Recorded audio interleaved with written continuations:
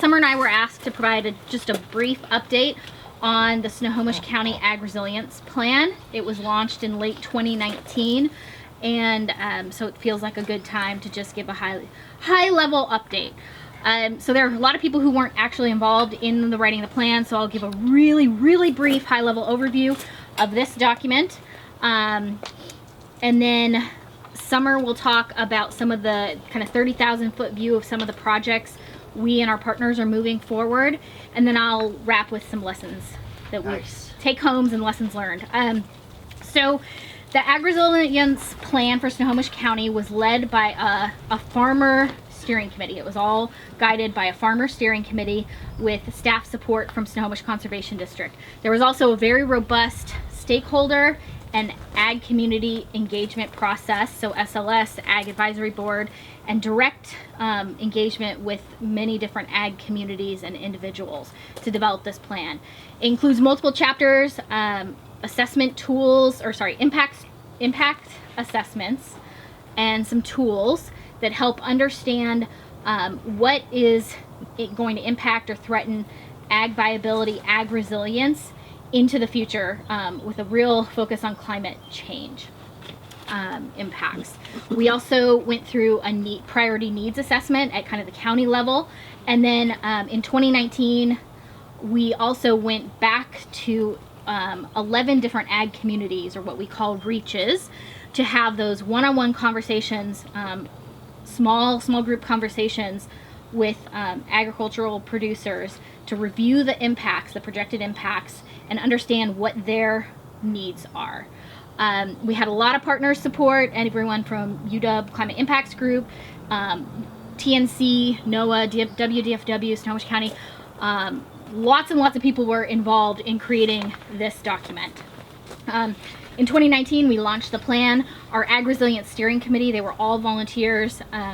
They were tired. They went through this 4 to 5 year process with us. We asked a lot of them, and they delivered. At the end of that, we had heard through the process that this is not a plan that sits on the shelf. That's actually a direct quote from one of our steering committee members. We heard from funders, we heard from several people in this group.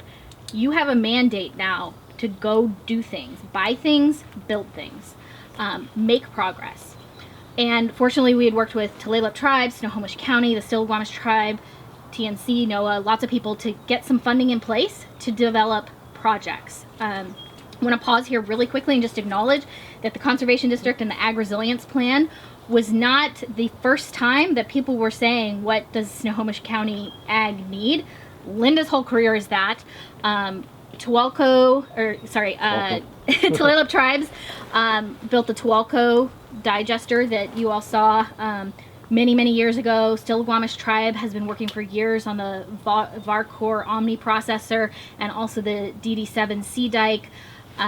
Washington Farmland Trust and Forterra have been implementing ag conservation easements for many years. Ducks Unlimited has been trying to get moist soil management and other kind of multi-benefit projects moving. So lots of people have already been doing this. This is not anything new, but we had this new plan to kind of rally around and get people excited. So for project screening, we had this kind of list of needs at the reach scale, the 11 reaches, with this idea, these 25 or 30 concept projects. So in 2020, as Cindy was transitioning out, my predecessor, we went through kind of a screening process. It wasn't incredibly formal, but really trying to figure out what do we want to advance. And we looked at what's feasible from a permitting standpoint, from a funding standpoint, what's fundable. Where do we have strong landowner interest who's going to help partner with us to move this work forward? We looked at how can we implement things that are larger scale to really address ag resilience and ag viability.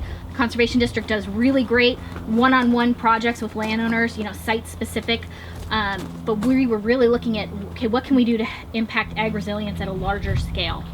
And then lastly, where can we get those multi-benefit gains? That's obviously part of the funding strategy, but it was also baked into this plan.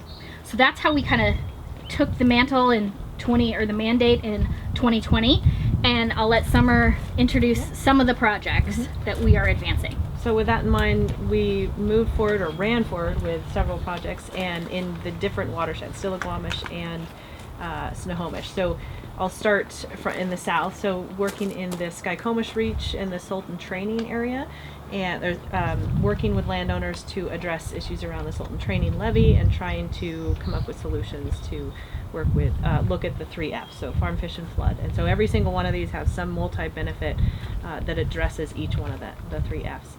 And then still in that reach, we are working with some landowners to look at some catchment and drainage, ag drainage, and fish habitat around ag lands. And then moving north, we are working with, that's the lower, so moving west, we're working with landowners in the Swans Trail Slough area, and also partnering with the county to look at their now Chinook Marsh project, which was formerly Drainage District 6. So it's now DD13 and DD6 partnering together and looking at how these two projects can maybe benefit each other, or how we can kind of share some work there. And so that's actually a really successful one, because the landowners are all of them are in some way farmers, but they're also very pro-fish and pro-habitat. And so they're very interested in working together and finding ways to address upslope development drainage or runoff, which is a burden for all of the ag lands, as well as creating, improving fish habitat and passage and even tidal fluctuations, but then also positive drainage for ag lands. So, and then moving north into the Stillaguamish, we're working with the Stillaguamish Flood Control District, excuse me, I'm all these names, getting used to all the names, and Jorgensen Slough Tide Gates, and then of course, being a supportive partner of the sea dikes if we can, and then so that's DD7. DD7, and then we're in DD7 we're also working with a landowner that's so a lot of those is just off of the slope around Stanwood, and looking at the drainage, the upslope drainage that comes off, and these old ditches that are absolutely not fish habitat friendly, and warm water, and so trying to improve water quality and temperature, but also essentially the moist soil moisture, so working with Ducks Unlimited, but then sediment capture and improving fish passage in that area. And there's it seems like a lot of hurdles and challenges, but all of these landowners are willing to come in and work with us and figure out how we can and seeing that benefit between improving ag drainage, but also in improving fish habitat and being more flood resilient. So really positive interactions with everybody who's jumping on board and moving these significant projects forward. So, and each one of them, I think some of the initial ag plan goals were realizing now that it can't just be one landowner, it has to be a whole gamut of landowners and neighbors working together in order to make projects successful, and it's happening, so it's very exciting to see. 2.5 months on the job, folks. Isn't that amazing? Only 2.5? I don't know, maybe it's only 1.5. I don't know. March. Impressive.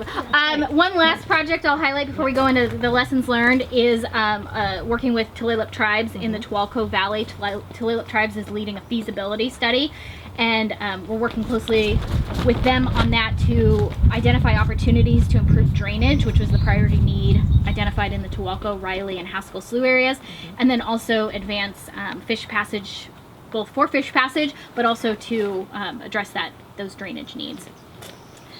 So after about 2 years of going through this scoping and chasing down these projects ideas and hitting a lot of walls, Bennett LaFawn, Summer's predecessor, did a lot of that huge amount of legwork to get us to this point.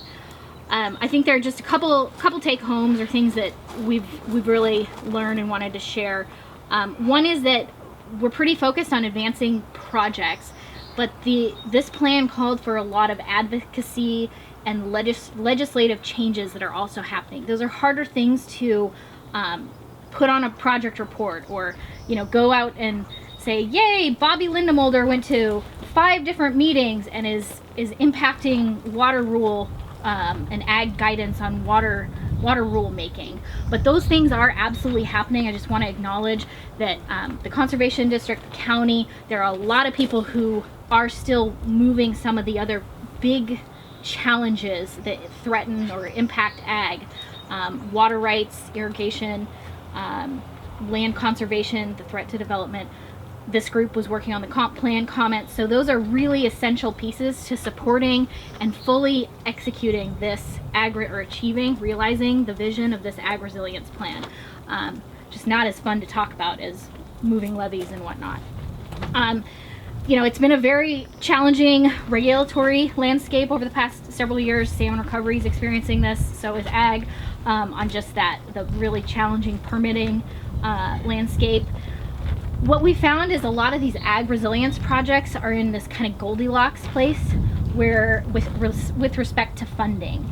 They're really too big to use a lot of the traditional ag funding streams. The Conservation Commission is a great supporter of ag, bringing funding investments directly to landowners through cost share projects.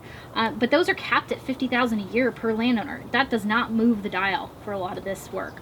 NRCS is also similarly, a lot of those programs are just not set up to move these kind of multi-year, multi-phase landscape scale or reach scale projects with multiple landowners. Same, on the other side of things, we found that these projects are too small to fit into many of the flood hazard funding streams. So things like the building resilient infrastructure, FEMA flood hazard. We go to them with a $5 million project and they say, you just don't even bother. It's too small, or it doesn't have a big enough economic impact in the benefit cost analysis. So we're really finding it's very hard to find a place to fund these. That's where our partners come in, is that we really have to package these projects up with some of the traditional salmon recovery and watershed resilience and watershed restoration programs. That said, when we're looking at the Swans Trail Slough, that is an $8 million plus project to construct. That's an entire floodplains by design ask. And we have, 10 of those, Lindsay? 15 of those in just the Snohomish Basin that need that same level of funding. So it is a really challenging piece to find the funding pathways that we need.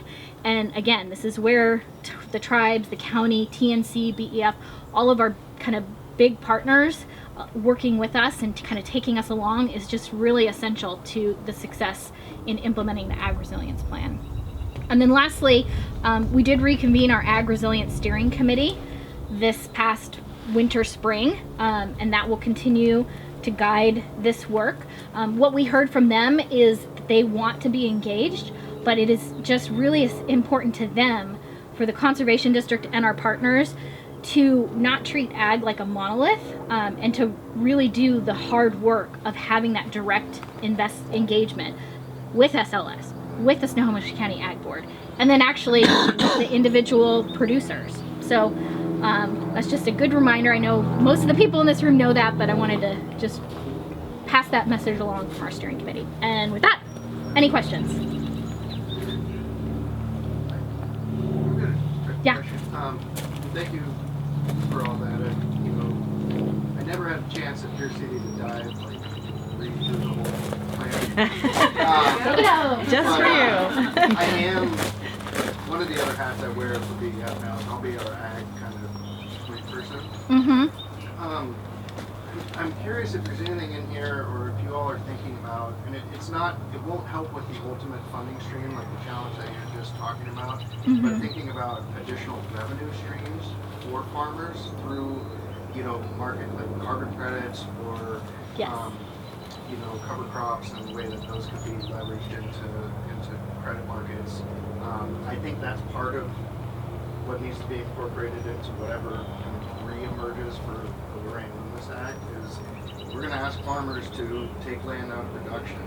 We have to find ways that are beyond just public funding to pay them as a revenue stream for that. Yeah. Has that been something that you all have been kind of diving into a little bit? There's a little bit of that in there. In fact, after this meeting, I'll tell you a funny story about my predecessor and one of Linda's first days on the job. But there's a little bit of that in there.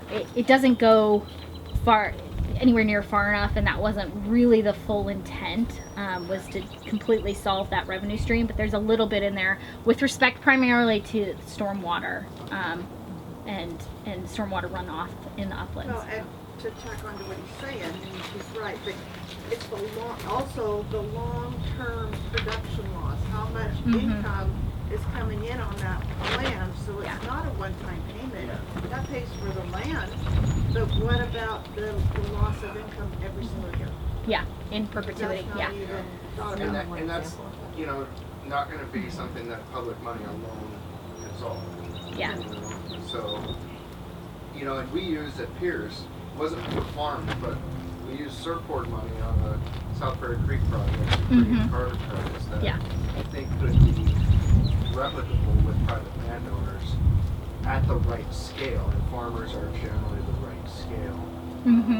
It's those long-term agreements that you also can get with farmers versus like residential landowners. So more, more to explore there, but it's just Absolutely, and it is not fully fleshed out. It isn't fleshed out at all in that plan. That's another direction we could go and need to go in the county. But so we do have one example that we're exploring with a landowner, where he's giving up a large, or maybe 5 to 10 acres ish for sediment capture, drainage, fish habitat, but then looking at ways to improve the revenue later because of the loss of production. So duck clubs, cover cropping, and so those are things that we're exploring, or if it's also a way to use it as mitigation. So definitely exploring those options to help with that. But then there's a whole other benefit too.